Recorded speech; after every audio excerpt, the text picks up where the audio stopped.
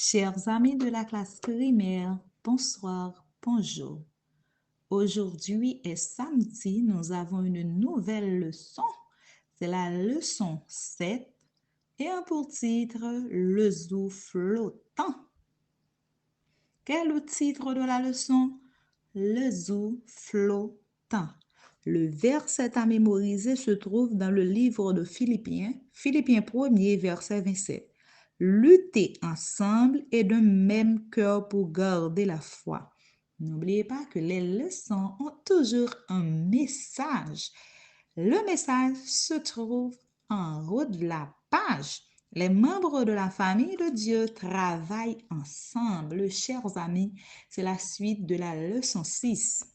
Le personnage central de la leçon 6 était qui?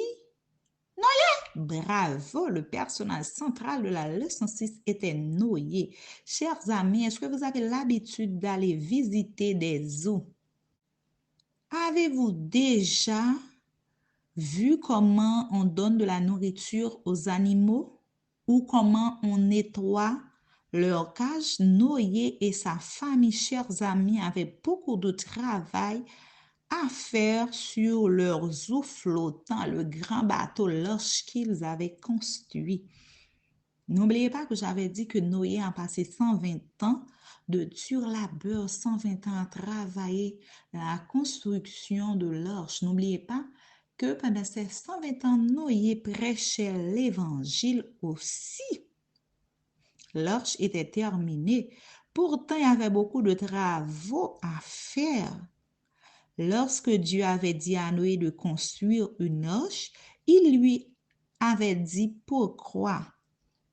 Il lui avait dit, la semaine dernière, j'avais dit qu'il lui a demandé de prendre ou de faire rentrer les animaux purs par couple. C'était 7 couples, le mâle et la femelle. Un couple des bêtes qui ne sont pas pures, par exemple les porcs, les chevaux. Oui, chers amis, le mâle et la femelle. Genèse 7, verset 2. Un mâle et une femelle de toutes les créatures vivantes et 7 couples de tous les animaux purs devaient entrer dans l'arche de Noé. Toutes les espèces d'animaux et des oiseaux, chers amis, tous les insectes, les serpents, les araignées devaient être préservés parce que Dieu n'allait pas faire une deuxième création, chers amis. Ils entraient tous dans l'arche de Noé. Noé aussi, chers enfants, chers amis, devait faire des provisions de toutes sortes de nourriture pour lui et sa famille. Chers parents, aujourd'hui, c'est sabbat après-midi. Il y a beaucoup de travail à faire avec vos enfants. Vous allez lire ensemble l'histoire avec les enfants. Chers enfants, je sais que j'ai affaire avec des enfants intelligents. Vous pouvez lire l'histoire avec les membres de votre famille et de ton petit animal familier. Tu enseignes le verset à mémoriser à ta famille. N'oubliez pas que le verset à mémoriser se trouve dans le livre de Philippiens, Philippiens 1er, verset 27.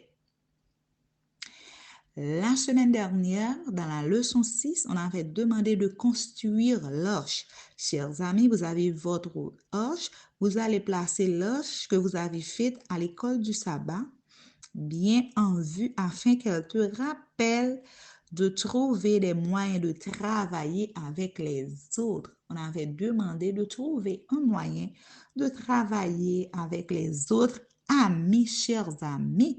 Et le message de la leçon, c'est bien les membres de la famille de Dieu travaillent ensemble. Chers amis, chers parents, cela a été un plaisir d'être avec vous aujourd'hui. Le temps passe rapidement, j'ai d'autres enfants à travailler.